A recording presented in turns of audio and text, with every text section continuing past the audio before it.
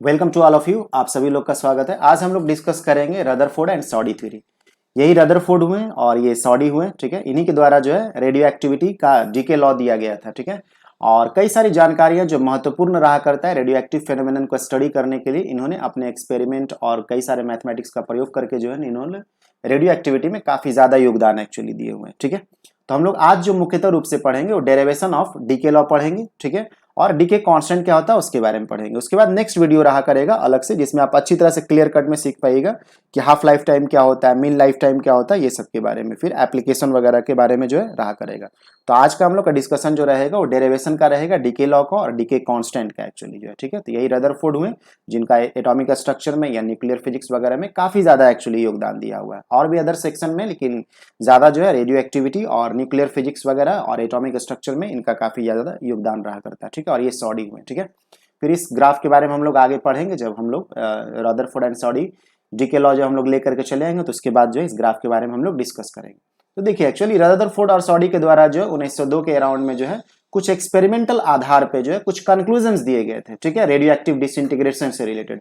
देखिए radio active disintegration रहते हैं वो प्योरली न्यूक्लियर फेनोमेनन रहता है, उसको बाहरी इलेक्ट्रॉन वगैरह से या केमिकल प्रोसेस वगैरह से कोई लेना देना एक्चुअली नहीं रहा करता है, ठीक है। तो उसी के आधार पे जो है कुछ कंक्लूजन्स एक्चुअली उसी के आधार के इन द सेंस कहने का मतलब जो है कि इस फेनोमेनन को जो है काफी डीपली रूप से स्टडी किया गया और देखा गया कि उसको केमिकल रिएक्शंस वगैरह से या इलेक्ट्रॉन्स वगैरह से जो बाहरी जो ऑर्बिट में रहा करता है इससे कोई मतलब नहीं रहता, ये प्योरली एक न्यूक्लियर फेनोमेनन है। तो ये सब बातों का जानकारी जो है एक तरह से बारीक रूप से लिया गया, जिसमें ये पाया गया, जो कि हम लोग इसको पॉइंट वाइज जो यहाँ पे समराइज किए हुए, ठीक है, कि जो एक्टिविटी रहा करता है, ठीक है, जो रेडियो एक्टिविटी रहा करता है वो सोन बाई जो कि आपका रेडियो एक्टिव सब्सटेंस है वो किसके द्वारा रहा करता है, वो डिसइंटीग्रेशन ऑफ न्यूक्लियाई के द्वारा रहता है। मतलब ये प्योरली एक न्यूक्लियर फेनोमेनन एक्चुअली रहा करता है, ठीक है। इसको केमिकल रिएक्शंस वगैरह से कोई लेना देना नहीं रहा करता है। नेक्स्ट जो बातें रहा करता है कि न्यूक्लियस जो है रेडियो एक्टिव सब्सटेंस का वो स्पॉन्टेनियस डिसइंटीग्रेशन से गुजरता रहता है, जिसमें वो अल्फा बीटा और गामा रे को इमिट करता है। कोई जरूरी नहीं कि तीनों एक ही साथ इमिट करे, हो सकता है कोई अल्फा ही इमिट करे, कोई हो सकता है बीटा करे, या कोई हो सकता है कि दोनों का जो है कॉम्बिनेशन करके अल्फा बीटा का या बीटा गामा का ऐसे करके करे, या तीनों भी हो सकते हैं, ठीक है। लेकिन ऐसा नहीं सोचना है कि हमेशा ही जो है तीनों का तीनों ही इमिट करेगा, ऐसा कोई जरूरी नहीं कि हमेशा ऐसा हो, ठीक है।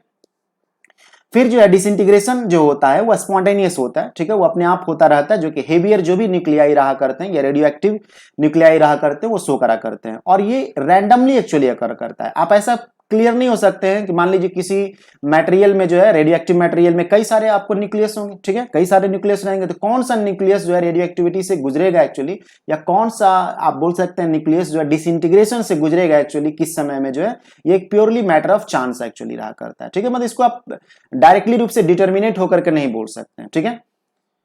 अब जैसे कुछ और भी कंक्लूजन्स लिए गए, जिसमें ये मोस्ट इंपॉर्टेंट एक तरह से फोर्थ नंबर का है कि रेट ऑफ डिसइंटीग्रेशन जो होते हैं, जो डिसइंटीग्रेशन का जो डीके का जो रेट हुआ करता है वो directly proportional to the number of atoms रहते हैं, या मास या जो न्यूक्लियस जो डीके करने वाला है वो रहा करता है उसके डायरेक्टली प्रोपोर्शनल, ठीक है।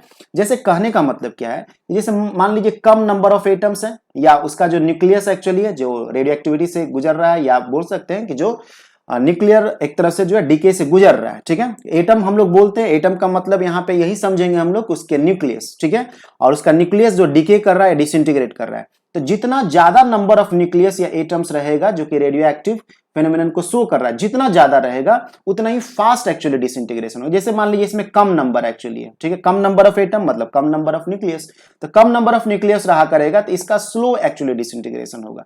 इसका जैसे ज्यादा है, थोड़ा इससे ज्यादा है, तो इसमें थोड़ा फास्ट होगा। इसमें और ज्यादा क्राउडिंग देख रहे हैं, घनत्व देख रहे हैं, ये और ज्यादा फास्ट डिसइंटीग्रेशन एक्चुअली रहा करेगा, ठीक है। ये आप ऐसे ही समझ सकते हैं, जैसे एग्जाम्पल के रूप में बताया जा रहा है कि मान लीजिए जो है कुछ अंगूर वगैरह है, ठीक है, एग्जाम्पल में बता रहे हैं समझने के लिए, अच्छे अंगूर है और उसमें कुछ खराब अंगूर यदि आप मिला देते हैं तो अच्छे अंगूर को भी सड़ाना स्टार्ट करता है। अब जितना ज्यादा खराब अंगूर उसमें रहेगा उतना ही ज्यादा वो सड़ना स्टार्ट करेगा। एक हम एग्जाम्पल के लिए बस बता रहे हैं, इसको अंगूर वगैरह से कोई लेना देना नहीं है, ठीक है, बस समझाने के लिए हम आपको बताएंगे एक्चुअली कि जितना ज्यादा नंबर ऑफ पार्टिकल्स रहेंगे जो कि आपका न्यूक्लियस रहा है, जितना ज्यादा क्राउडिंग रहेगा या जितना ज्यादा नंबर में प्रेजेंट रहेंगे उतना ही फास्ट डिसइंटीग्रेशन होगा, ठीक है।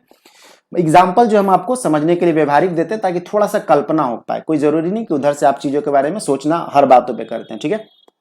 तो कंक्लूजन यही हो कि जितना ज्यादा नंबर ऑफ न्यूक्लियस रहा करेंगे जो कि रेडियो एक्टिविटी में पार्टिसिपेट या रेडियो एक्टिव एलिमेंट्स के एक्चुअली हैं, ठीक है, जो कि डिसइंटीग्रेशन से गुजर सकता है। जितना ज्यादा रहेगा उतना ही ज्यादा तेजी से उसमें जो है डिसइंटीग्रेशन होने का चांस बढ़ेगा। जैसे इसमें कम, इसमें थोड़ा एवरेज और इसमें ज्यादा। इससे भी ज्यादा यदि डेंस रहे या ज्यादा नंबर ऑफ एटम्स या न्यूक्लियस रहता तो उसका भी इससे भी ज्यादा फास्ट होता। समझ में आ रहा है? फिर जो प्रोसेस ऑफ डिसइंटीग्रेशन जो रहा करता है, जो डीके रहा करता है, इंडिपेंडेंट रहता है फिजिकल और केमिकल कंडीशन से। बोले ही कि जो रेडियो एक्टिविटी रहते हैं वो केमिकल रिएक्शन से उसको लेना देना एक्चुअली नहीं। उसमें आप पानी में डाल दीजिए, चाहे उसमें आप किसी केमिकल को मिला दीजिए, उससे कोई फर्क उसको नहीं पड़ने वाला, ठीक है।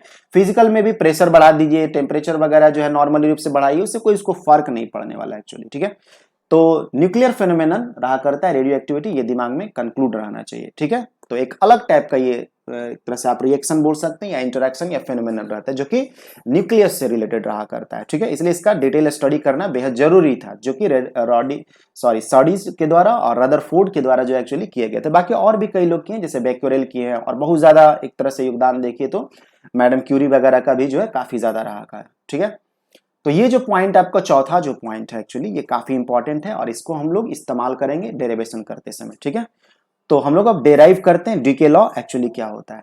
तो आगे बढ़ा जाए, ठीक है। पीछे जो पॉइंट्स दिए गए थे उसमें आप कुछ जानकारियां रखते हैं जिससे आपको थोड़ा रेडियो एक्टिविटी या न्यूक्लियर फेनोमेनन को समझने में मदद देता है। अब हम लोग आते हैं रेडियो एक्टिव डीके लॉ के बारे में, जो कि फेमस रूप से एक्चुअली जो रहा करता है वो n is equal to N nought, ठीक है, n is equal to N nought E का पावर माइनस लैम्डा टी रहता है। ये क्या होता है, इसमें कौन सा टर्म क्या बता रहा है, इसके बारे में हम लोग अभी जानकारी लेंगे। मान लेते हैं कि शुरुआती दौर में जो है आपको n naught number of nucleus actually है जो कि डिसइंटीग्रेट हो सकता है। अब ये मैटर ऑफ चांस रहता है कि कौन सा न्यूक्लियस एक्चुअली डिसइंटीग्रेट होगा, ठीक है। आप ये डिटरमाइंड नहीं हो सकते हैं, ठीक है, कौन सा जो है वो डिसइंटीग्रेशन में पार्टिसिपेट करेगा, ठीक है। लेकिन इतना जरूर रहता है कि जो रेट रहा करता है, आप बोल सकते हैं कि जितना ज्यादा नंबर रहेंगे इसके न्यूक्लियस के या एटम्स के जो कि आपको न्यूक्लियर प्रोसेस से गुजर रहा है या डिसइंटीग्रेशन से गुजर रहा है एक्चुअली जो है, उतना ही फास्ट जो एक तरह से डिसइंटीग्रेशन होगा। तो आप बोल सकते हैं कि जो आपका dn बाई dt जो है, ठीक है, dn बाई dt, ठीक है, dn बाई dt जो होता है रेट ऑफ डिसइंटीग्रेशन जो आपको रहे, ठीक है, विथ रिस्पेक्ट टू टाइम, ये घट रहा है एक्चुअली, ठीक है। तो घट रहा है इसलिए माइनस में लिए हुए हैं, रेट ऑफ ये डिसइंटीग्रेशन बता रहा है, ठीक है। रेट ऑफ डिसइंटीग्रेशन जो कि अकॉर्डिंग टू द फैक्ट या एक्सपेरिमेंट जो है क्या देखा जा रहा था, directly proportional to the number of nucleus है, ठीक है, जो कि डिसइंटीग्रेशन में पार्टिसिपेट होने वाला या डीके होने वाला या ब्रेक होने वाला या टूटने वाला एक तरह से जो है, ठीक है। तो जो रेट ऑफ डिसइंटीग्रेशन रहेंगे वो directly proportional to n, minus इसलिए दे रहे हैं क्योंकि डीके हो रहा है, घट रहा है एक्चुअली, घट रहा है इसलिए इसको माइनस दिए हुए, ठीक है। तो आप यहां से जो है आप इसको जो है जब प्रोपोर्शनलिटी साइन को हटाइएगा, ठीक है, जितना ज्यादा नंबर ऑफ न्यूक्लियस रहेंगे उसके डायरेक्टली प्रोपोर्शनल रहता है, इसलिए डायरेक्टली प्रोपोर्शनल टू n हम लोग लिए, ठीक है। तो जितना ज्यादा आपको रहेगा उतना ही ये फास्ट प्रोसेस होगा, ठीक है, उतना ही फास्टली जो है एक तरह से डिसइंटीग्रेशन होगा, ठीक है। तो अब आप जो है जब प्रोपोर्शनलिटी साइन को हटाते हैं तो आपको मालूम है कि क्या हुआ करता है, एक कांस्टेंट इंट्रोड्यूस हुआ करता है, ठीक है, एक कांस्टेंट इंट्रोड्यूस होता है, let this constant be lambda. इसको हम लोग डिसइंटीग्रेशन कांस्टेंट बोला करते हैं, इसको हम लोग डिसइंटीग्रेशन कांस्टेंट बोला करते हैं या डीके कांस्टेंट बोला करते हैं, ठीक है, डिसइंटीग्रेशन कांस्टेंट इसको बोलते हैं, ठीक है, डिसइंटीग्रेशन कांस्टेंट या इसको हम लोग जो है डीके कांस्टेंट भी बोलते हैं, ठीक है, या डीके कांस्टेंट भी हम लोग इसको बोला करते हैं, डीके कांस्टेंट, ठीक है, डीके कांस्टेंट। साथ में आप नोट भी करते रहते हैं, ठीक है, यार एक्टिव होकर के थोड़ा पढ़ते रहते हैं। कभी कभी लोग रहते हैं कैसे ही जो है मोबाइल को एज ए एंटरटेनिंग मोड में जो है वो कभी कुछ गाने सुन रहे हैं, कभी कुछ कर रहे हैं, कभी वीडियो भी देख रहे हैं, कभी कुछ बात भी कर रहे हैं, तो वैसे आप अच्छी तरह से समझ नहीं पाएगा, ठीक है। तो dn बाई dt जो रहते हैं वो डायरेक्टली प्रोपोर्शनल टू n थे, तो हम लोग प्रोपोर्शनलिटी साइन को हटाए तो कांस्टेंट जो कि हम लोग डीके कांस्टेंट या डिसइंटीग्रेशन कांस्टेंट को इंट्रोड्यूस किए, ठीक है। अब जो है आप इसमें जो है माइनस साइन को आप उधर लेके चले जाइए तो dn बाई dt क्या हो जाएंगे, dn बाई dt जो आपको रहेंगे वो equal to minus lambda into n हो जाएंगे, ठीक है, लैम्डा इंटू n। अब जो है आप इस वाले को जो है आप इधर के लिए लेके चले जाइए, सेपरेट कर लीजिए वेरिएबल को, dn बाई दिस इंप्लाइज आप इसको ऐसा लिख सकते हैं dn बाई n, इस n को आप इधर लेके चले आइए, ठीक है, लेफ्ट हैंड साइड में माइनस लैम्डा dt, टाइम वाले टर्म को उधर भेज दीजिए और दोनों तरफ आप जो है इंटीग्रेशन कर दीजिए, ठीक है, दोनों तरफ हम लोग इंटीग्रेशन करेंगे। तो ये बात आपको समझ में आ रहा है कि क्या हम लोग क्या करने वाले हैं एक्चुअली जो है, ठीक है। अब दोनों तरफ हम लोग इंटीग्रेट कर देंगे, ठीक है, तो इंटीग्रेट करेंगे तो integrating both side, integrating both side, integrating both side. तो आपको मालूम है कि हम लोग जब इंटीग्रेट करेंगे तो dn बाई n इसका जो इंटीग्रेशन एक्चुअली क्या हो जाएगा, ठीक है, 1 बाई n का इंटीग्रेशन, ठीक है, dn बाई n, ठीक है, dn by n is equal to ये इंटीग्रेशन माइनस लैम्डा और ये आपका dt, ठीक है। तो इसका इंटीग्रेशन 1/n का जो है log n, ठीक है, जो कि नेचुरल लॉगरिदमिक दिया हुआ जिसका बेस e रहता है, तो log n हो जाएगा जिसको आप ln n लिख सकते हैं। और ये माइनस लैम्डा तो बाहर आ जाएगा, माइनस लैम्डा कांस्टेंट था इसलिए, और dt का इंटीग्रेशन तो होगा तो क्या बनेगा t, और एक कांस्टेंट ऑफ इंटीग्रेशन हम लोग लेकर के आएंगे। मान लेते हैं कि वो जो कांस्टेंट ऑफ इंटीग्रेशन है वो कैपिटल C है। तो ये सब नॉर्मल इंटीग्रेशन है, ये बात आपको मालूम ही होगा, ठीक है। अब हम लोग जो है यूजिंग बाउंड्री कंडीशन, ठीक है, यूजिंग कंडीशन, ठीक है, यूजिंग कंडीशन, ठीक है, C can be obtained, C can be obtained, ठीक है, C कैन बी ऑब्टेन्ड। तो इनिशियल वैल्यू या इनिशियल एक तरह से जो है कंडीशन को हम लोग इस्तेमाल करेंगे। अभी जस्ट समझ में आएगा क्या एक्चुअली बोल रहे हैं, ठीक है। जस्ट मिनट, ये क्या प्रॉब्लम एक्चुअली हो रहा है। C कैन बी ऑब्टेन्ड, ठीक है, हम लोग इसको ऑब्टेन कर सकते हैं, ठीक है। कैसे करेंगे? इनिशियली, ठीक है, इनिशियली शुरुआती दौर में जब फ्रेश एक तरह से जो आप एक तरह से मटेरियल को आप लिए हुए थे, जब फ्रेश आपको नंबर ऑफ एटम्स थे, तो उसमें मान लेते हैं कि जो नंबर ऑफ एटम्स या जो न्यूक्लियस थे या मास था वो n is equal to n naught था एक्चुअली, ठीक है, वो n नॉट था। मतलब इनिशियली जो था वो n नॉट नंबर ऑफ, ये आपको जो है number of fresh nucleus, number of fresh nucleus, जो फ्रेश शुरुआती दौर में लेके चले थे, स्टार्टिंग जो किया हुआ था ना, फिर तो डीके स्टार्ट हो जा रहा है, ठीक है। तो शुरुआती दौर में जो था वो नंबर, वो फ्रेश न्यूक्लियस का जो डिसइंटीग्रेशन में पार्टिसिपेट करेगा उसको n नॉट लेते हैं, ठीक है। तो आप क्या बोलिएगा एक तरह से जो है n इज इक्वल टू, आप क्या रखिएगा, n is equal to n naught, किस टाइम पे, at t is equal to 0। Initially बोल रहे हैं ना आप, तो इनिशियली मतलब t इज इक्वल टू 0 तो प्लस c, तो यहां से आपको क्या हो जाएगा, यहां से आपका जो है c जो कांस्टेंट है, जो इंटीग्रेशन कांस्टेंट है, उसका वैल्यू क्या आ जाएगा, ये log n नॉट हो जाएंगे, ठीक है। तो सो आप एक तरह से जो है यहां से आप इसको जो है इस इक्वेशन को आप इस्तेमाल करिए, इस इक्वेशन को इस्तेमाल करिएगा तो क्या लिख सकते हैं, l log n, ठीक है, ln n log natural logarithm of n minus lambda into T plus constant जो कि अभी हम लोग निकाले थे ln और n नॉट। समझ में आ रहा है कि क्या हो गया? अब इस वाले को हम लोग जो है इधर लेकर के चले आएंगे, तो ln, ठीक है, इसको आप इधर लेकर चले आएंगे तो माइनस क्या हो जाएगा, ln इंटू n नॉट, ठीक है, माइनस लैम्डा इंटू टी। अब आपको मालूम है कि लॉग जब माइनस में होता है तो इसको आप जो है n बाई n नॉट करके रूप में लिख सकते हैं। कहने का मतलब क्या लिख सकते हैं, ठीक है, आप इसको जो है ln n by n not लिख सकते हैं, ठीक है, n बाई n नॉट, ठीक है, इज इक्वल टू ये क्या हो गया, minus lambda T, taking anti log both side, taking anti log both side, taking anti log both side, दोनों साइड हम लोग जो है एंटी लॉग लेंगे, ठीक है, taking anti log both side, ठीक है, बोथ साइड।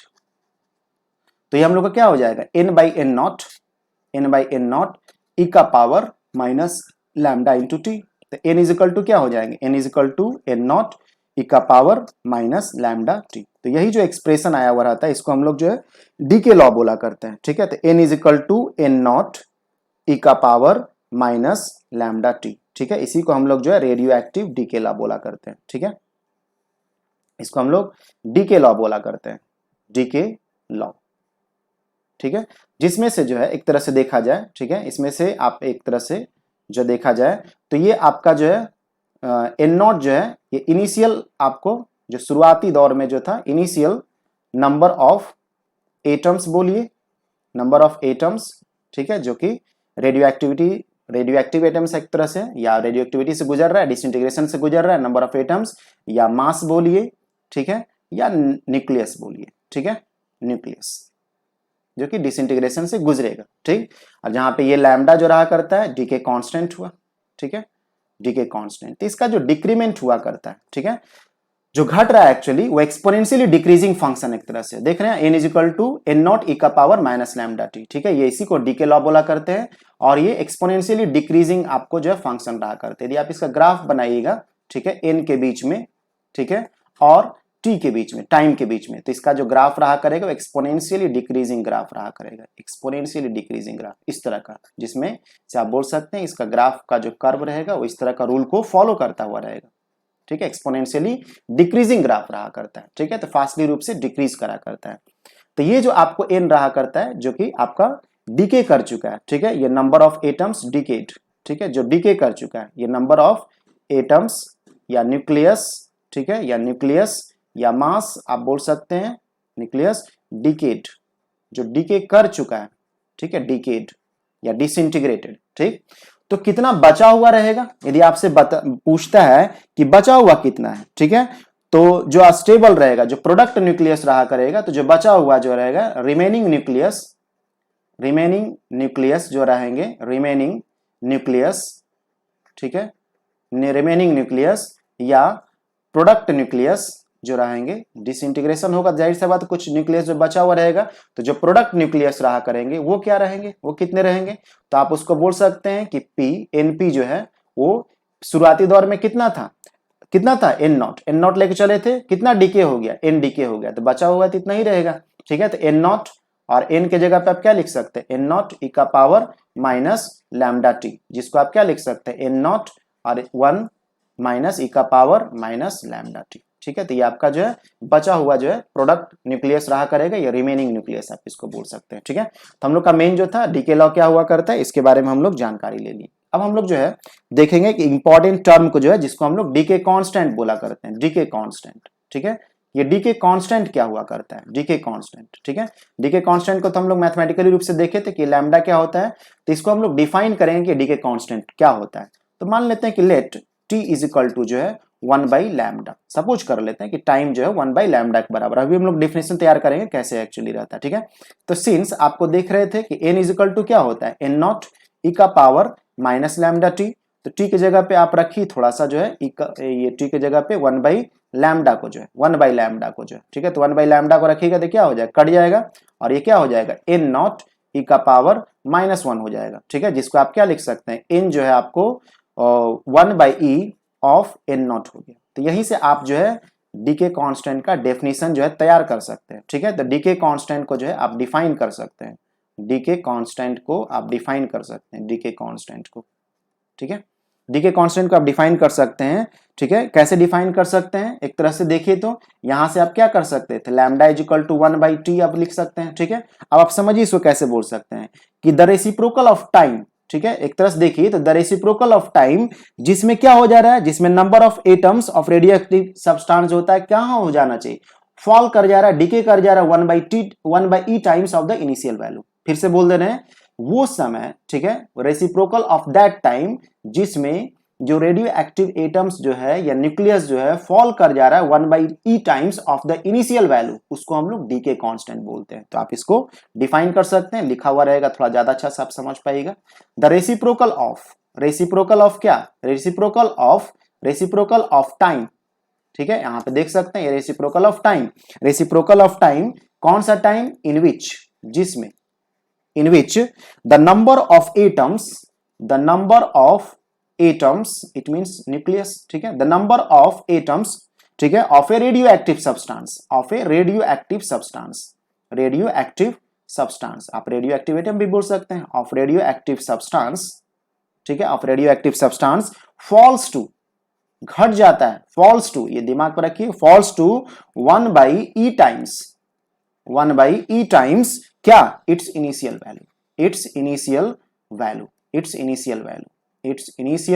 वैल्यू, ठीक है। अपने इनिशियल वैल्यू का 1 बाई ई टाइम्स होता है, जो कि एक्सप्रेशन में देख रहे हैं।